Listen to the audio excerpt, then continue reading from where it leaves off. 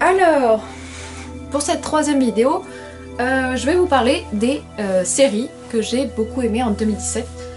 Oui, normalement je ne parle pas de séries, mais là je me suis dit pourquoi pas. Surtout que les séries deviennent assez dingues niveau réalisation. Donc voilà, quelques séries que j'ai aimées pendant cette année.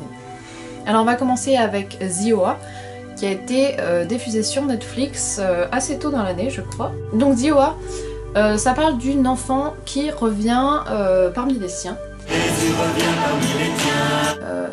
Visiblement elle a été kidnappée ou elle s'est enfuie, on ne sait pas trop, enfin les parents ne savent pas trop.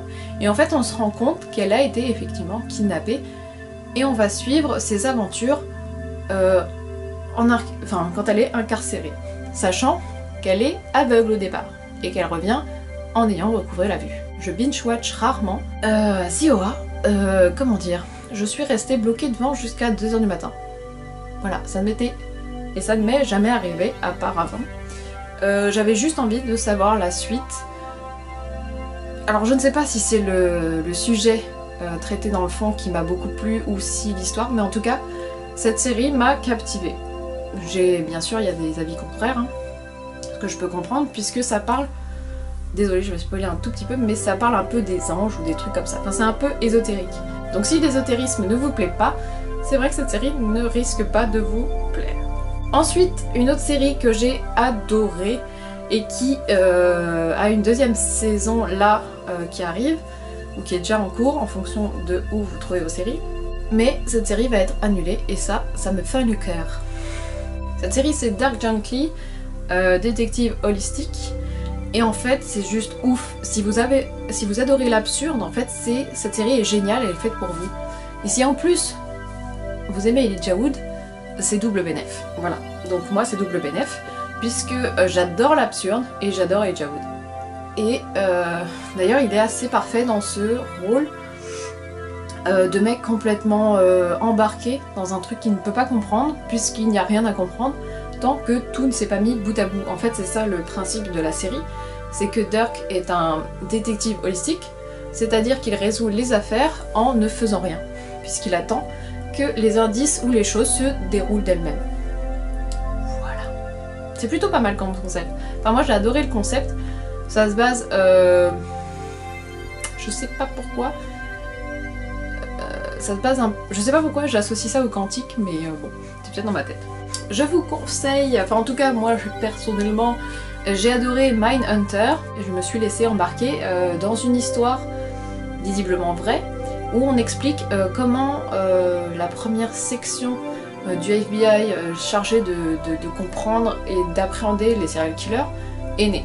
Et donc on apprend tous les mécanismes qui vont avec, c'est-à-dire qu'au début on ne disait pas serial killer, mais plutôt meurtrier avec un pattern ou je sais pas quoi, une fonction, enfin bref. On nous explique tous les tenants et aboutissants qui aujourd'hui font qu'on comprend mieux ce qui se passe dans la tête de ces gens qui tuent par répétition.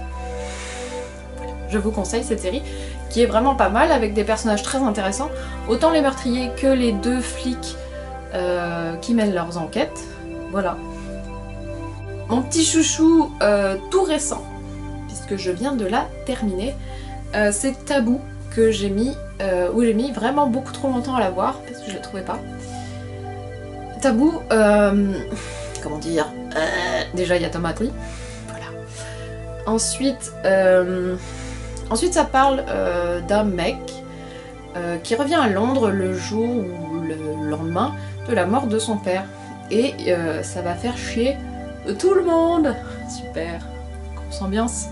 En fait il revient et son père lui a légué un bout de terre en Amérique qui s'appelle, j'ai déjà oublié, et qui visiblement intéresse le gouvernement anglais et une puissante société d'échange